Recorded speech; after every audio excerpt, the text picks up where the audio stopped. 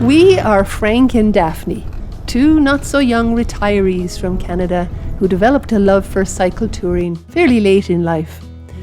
In 2022, we decided to do a ride that would take us across Europe from the North Sea to the Adriatic. The route we planned started in Amsterdam, where we'd head west to dip our toes in the North Sea along the Netherlands coast, then follow the River Rhine upstream on Eurovelo 15 into Germany, a little bit of France and Switzerland, as far as Lake Constance. Here we'd leave the Rhine, switch to Eurovelo 6 and follow the River Danube from the Black Forest as far as the city of Passau in Germany. Then we'd leave the Danube and head in a southerly direction through Austria. This section is actually a little piece of Eurovelo 7. Then in Salzburg we'll pick up the popular Alps to Adriatic cycle trail, locally known as the Cyclovia Alpe Adria Radweg, which will lead us through the Alps, across the border into Italy and down to the Adriatic coast at a little town called Grado, about 100 kilometers east of Venice. So we hope you'll come along with us on the ride and join our adventure and see how we get on as we share this journey over several episodes.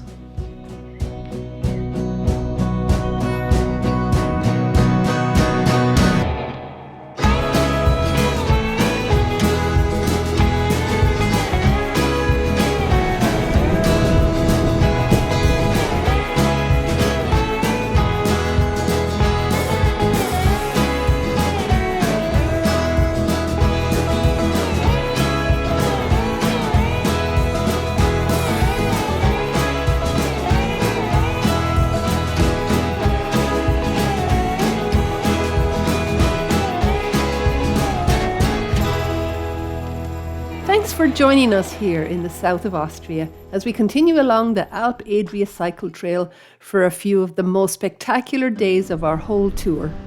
This was our campground last night at Moll Camping in Mollbrucke. We've already put the tent away, but it was over there where Frank is, and it was a nice quiet place. And today we will head on. I don't think we have any major hills today. We'll be going through Spittal and Villach, and the forecast is hot and sunny all day. It's Sunday morning and we've just left Mollbrucke. It's a beautiful, beautiful day. And I will mention that Mollbrucke was the point where Eurovelo 7 and the Alpe Adria go separate ways. Eurovelo 7 goes west along the Drava River towards Lienz, Bolzano and the Dolomites. We're going to be heading east. So it's about 55 kilometers to Villach from Mollbrucke, and that seems like a reasonable goal for today. There's camping at Villach.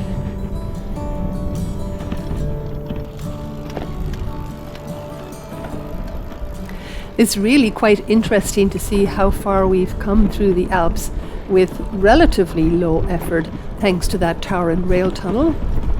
Today we're riding along the Drava River Valley, and soon after Villach we'll change direction to point towards the Italian border, following some other rivers, and then on down through the lowlands towards the sea.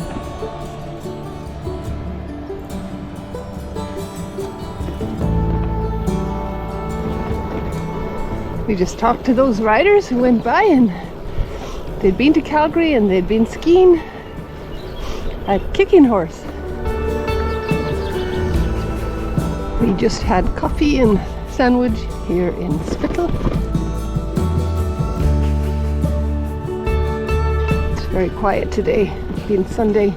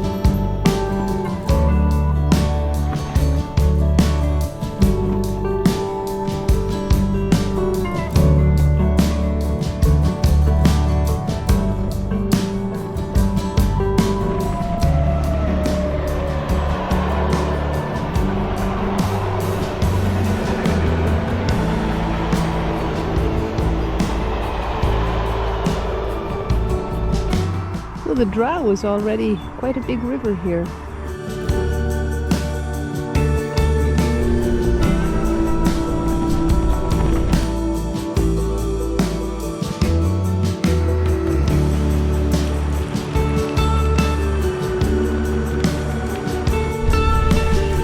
Well, obviously we're crossing the Drava on a large dam.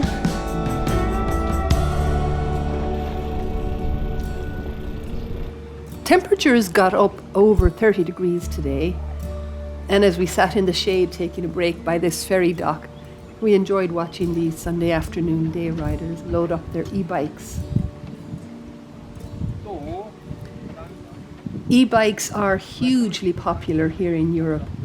We guess that about 90% of the cycle tourists we've seen on this route that we've done from Amsterdam are on e-bikes. And a good many of the day riders we've seen are also using e-bikes. We didn't actually need to use this ferry ourselves.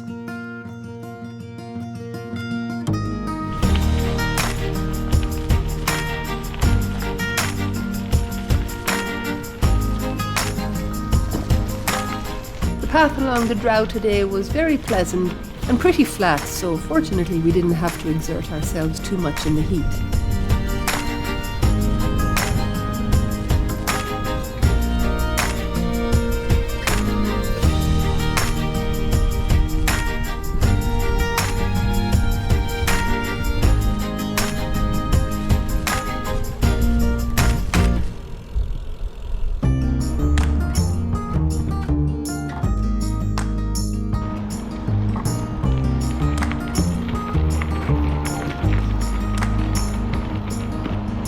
When we got to the town of Villach, we made our way up the hill to the campground and wasted no time before jumping into a little lake to cool off.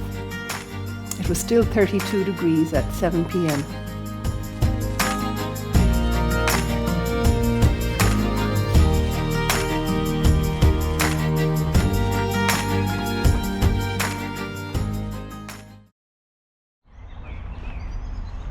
This is Monday morning, and here's our camp at Villach. This morning we were up uncharacteristically early at 6 a.m. in an attempt to beat the heat. But we did take the time to explore the town centre and treated ourselves to a delicious breakfast in the long town square. Villach is quite an old city with roots back in Roman times, when the city was called Sancticum. The town was heavily bombed in World War II. Many parts of the city were destroyed, but it was all rebuilt. This would be a great area to come back and explore a bit more. And you could easily do a little side trip here if you had the time. Villach is the gateway to many lakes and lots of mountains. Given that Austria doesn't have a coastline, of course these lakes are very popular recreation areas.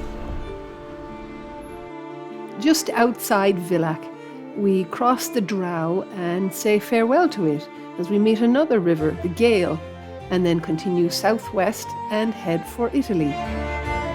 If you carry on east along the Drava here, you'd eventually reach northern Slovenia.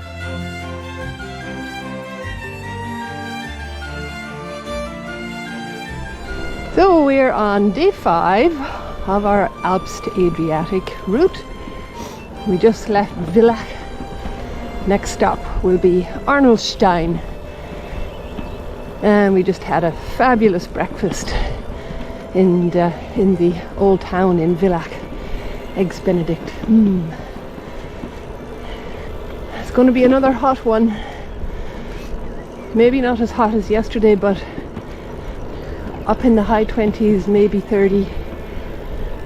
So we'll take lots of breaks, try to stay hydrated. So now we've left the river Drava behind and we're following the Gale River to the Italian border. This part of the trail between Villach and Arnoldstein along the river Gale is really nice. Coniferous forest offering some nice shade. Feels more like the Canadian Rockies.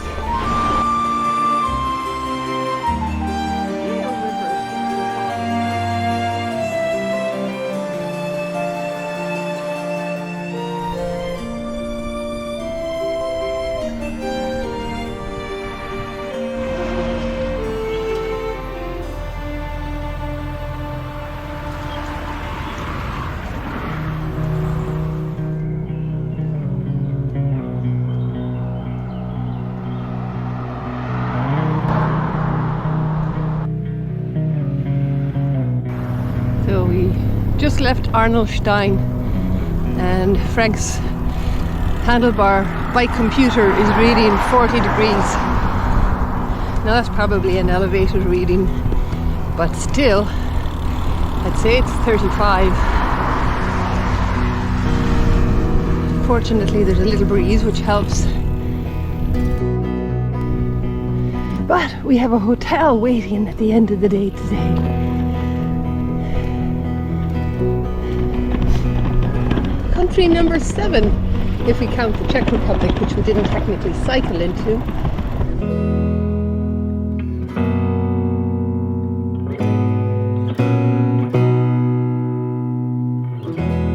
Italia!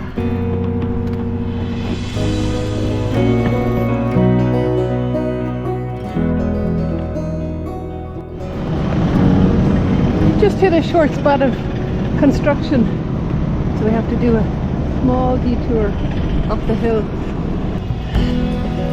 Oh.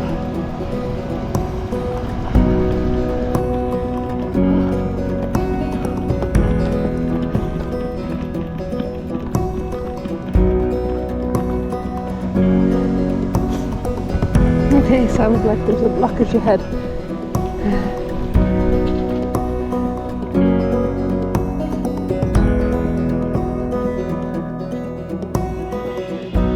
So the road construction on the trail means we're taking a detour on the highway, and we have to take this tunnel. So don't know how long it is or how well lit it is, but we've got flashing lights on the back of both our bikes.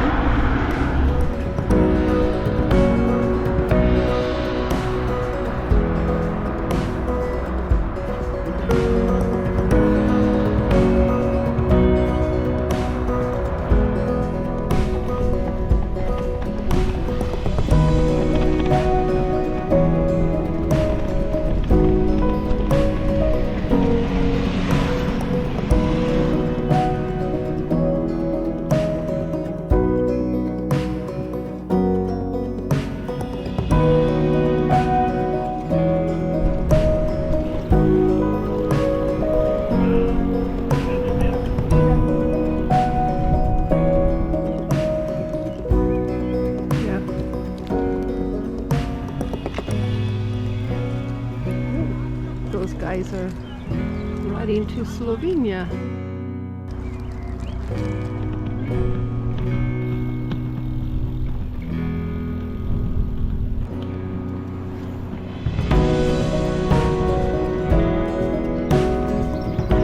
It's not hard to tell that this is an old railway line.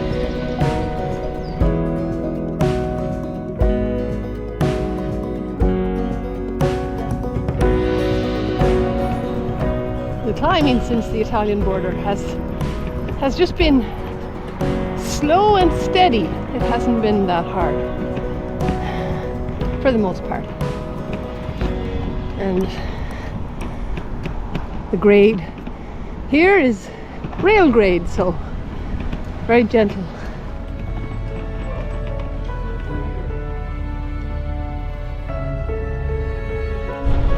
We think we've crested the hill.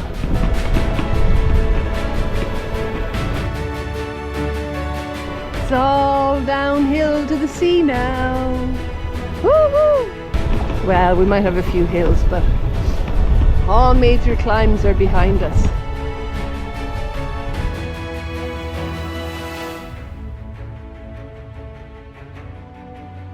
So we're now on a little detour off the main route, heading south to the little village of Valbruna. This used to be on the main trail, but now it is bypassed by a newer section that parallels the main road, heading straight west. This town is where we're staying tonight, well, just outside Valbruna. There aren't many campgrounds along the trail on the Italian side of the border, so just this morning we booked ourselves a hotel in this little village of Valbruna.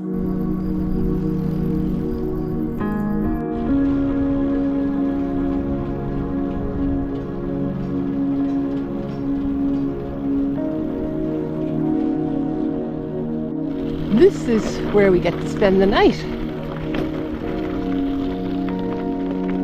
And a lovely night it was in this idyllic rural setting in the Julian Alps. We had dinner in a lovely restaurant just a short walk up the road.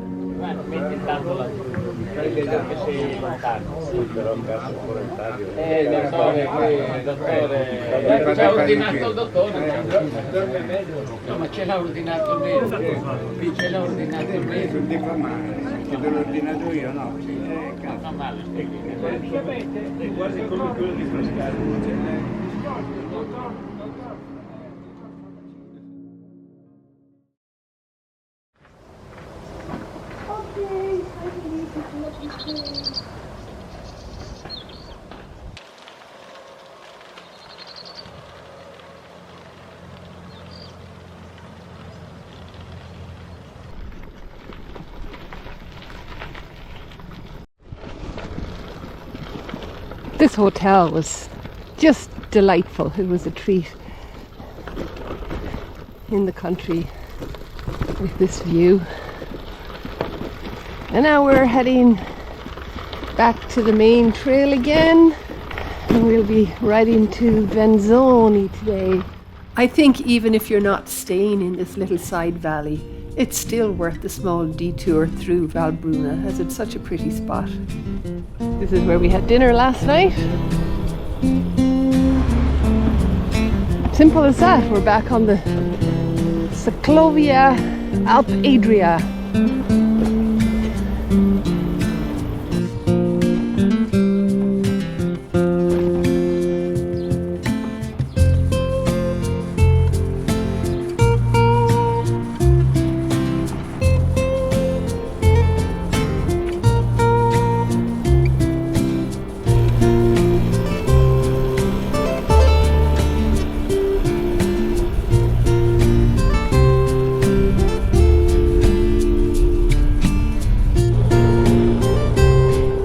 It really is downhill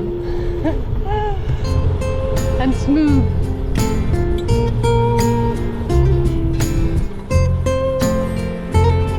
Many of these structures along the path are very recognizable as old railway stations and platforms. Much of this Radweg on the Italian side of the border makes use of a disused railway line that follows the course of the Fella River, which we joined up with just before reaching Valbruna. Now there is still a very active railway line through this valley, but much of it was rebuilt and new tunnels added because the old line was subject to landslides and floods, and also because being single track, it was no longer adequate for the amount of freight traffic that it needed to accommodate.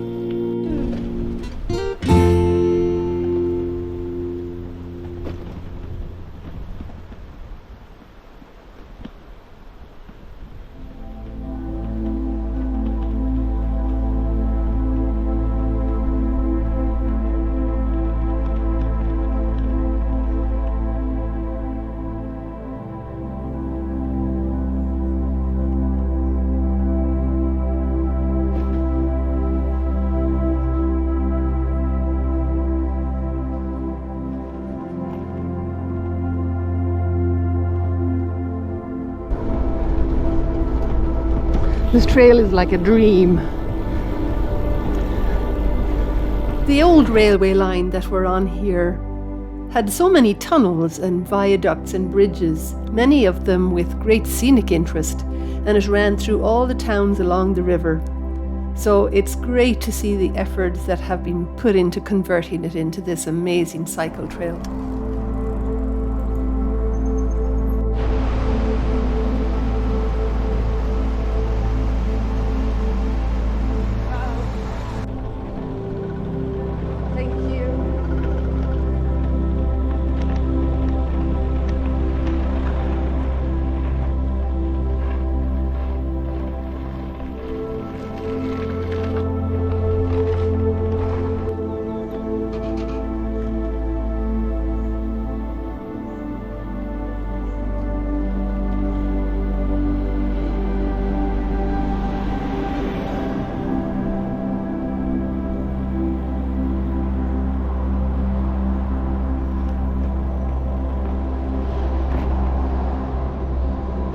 As the path approaches the town of Pontebba, it weaves around the feet of the motorway viaduct before leading you nicely into the town, which seemed like the perfect spot for a coffee break.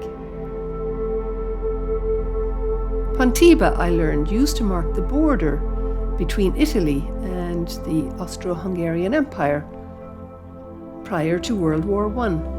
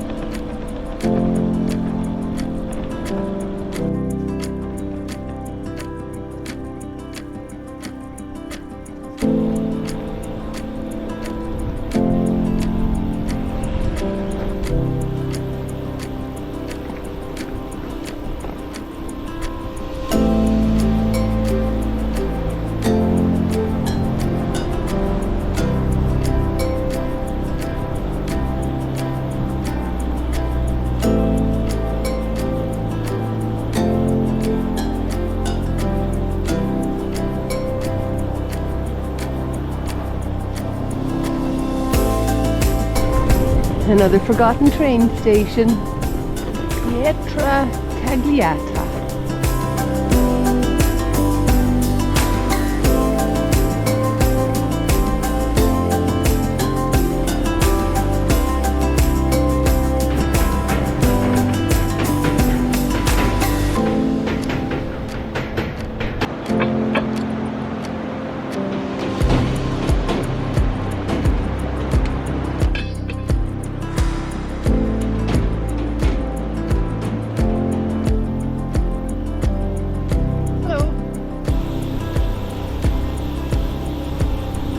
Nice and airy and cool in here. It has numerous tunnels.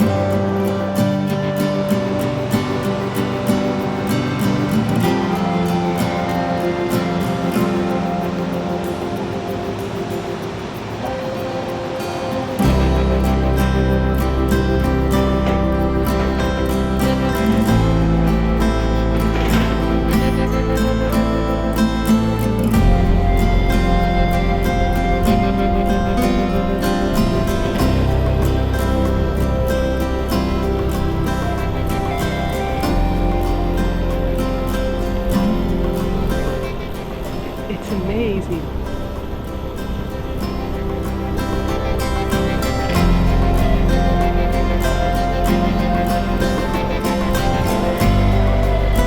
We've been following the Fella River all day today, and this section of the river valley is known as the Canal del Ferro, so called because of the traffic of iron and other metals that passed through here since ancient times, on its way from here in northern Italy to the Adriatic ports.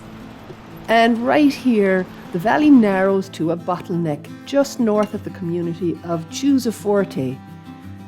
It's always had a strategic role in the passage of traffic through here. At one time it was guarded by a fort and tolls were collected, thus the name, which means strong fort.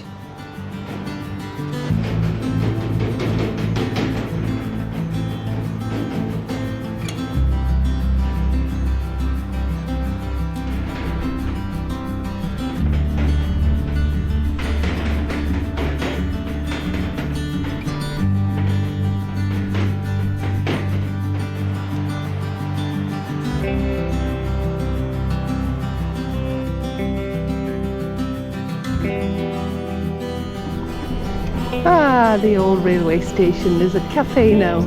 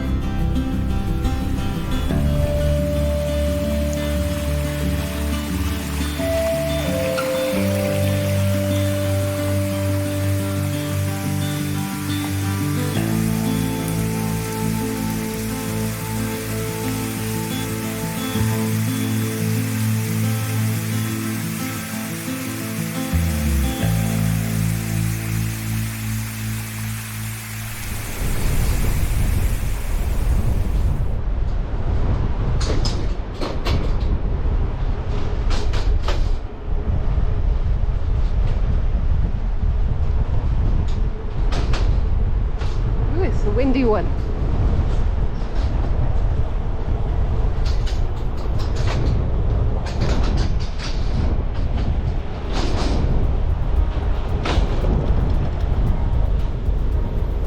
The next community we reached was Resiutta, a busy little village where a couple of valleys join up.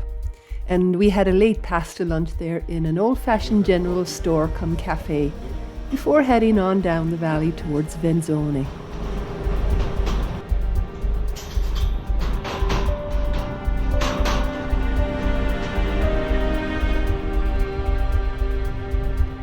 We had a couple more really long tunnels to go through after that. All these airy, cool tunnels were a great break from the heat, but when you exited, you felt like you were opening an oven door. It's lovely and cool in here. It's way over 30 outside.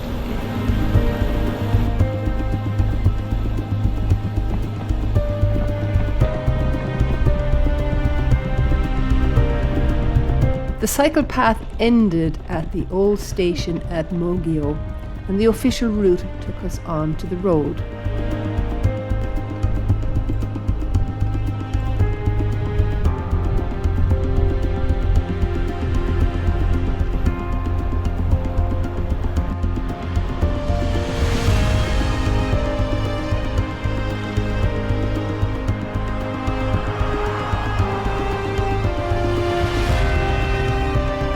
I see that I've changed back into my favourite shirt, the one that we're all so tired looking at now, but I love it because it's so breathable and light and it washes and dries so easily. Although we can't quite see the river from here, we're at the point now where the Fella River is about to join the Tagliamento River, which will carry its waters on down to the Adriatic Sea. In 1976, this area was hit by a devastating earthquake that had its epicenter near Gemona de Friuli, just a bit further south from here. Almost 1,000 people died, up to 3,000 were injured, and more than 157,000 were left homeless. The quake hit in May, and cruelly, 3 more powerful shocks hit in September, just as people were beginning to rebuild. You can still see a number of houses along here that had emergency repairs done back then, but the inhabitants were later forced to abandon their homes and rebuild their village a short distance away. There have been a few flashes of lightning up ahead. The thunder is rolling.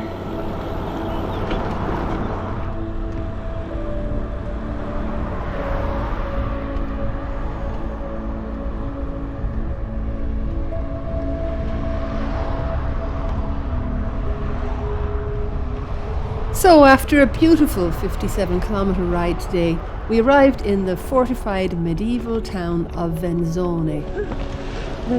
That came on awfully fast. Whoa. We had to briefly take shelter under a railway bridge when the heavens opened.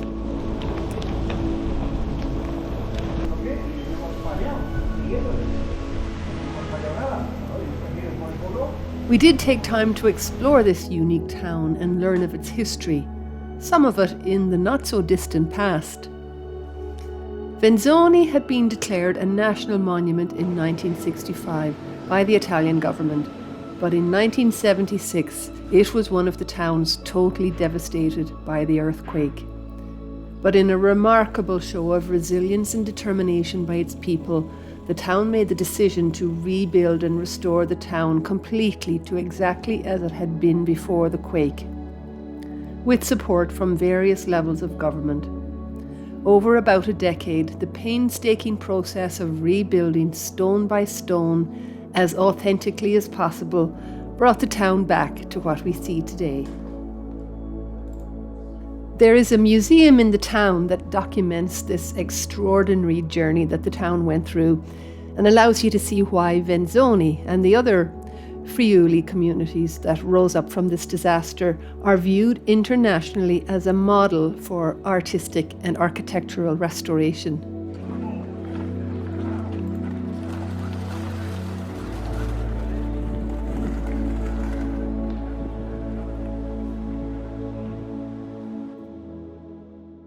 We didn't have any advanced bookings for accommodation here. Nevertheless, we found a really good spot with a restaurant downstairs on the far edge of town. And it even had secure underground bike parking. And we enjoyed a fine mountain view from our room. And we've had nothing but fine views for the last few days. Not only that, but the cycling infrastructure, particularly since crossing into Italy, has been absolutely superb. I think we've seen why the Alpe Adria Radweg has received many awards in recent years and why it's so popular. We're now probably not much more than 100 kilometres from our end point in Grado. So we hope you'll join us for episode 10 when we hope to take you to the Adriatic Sea.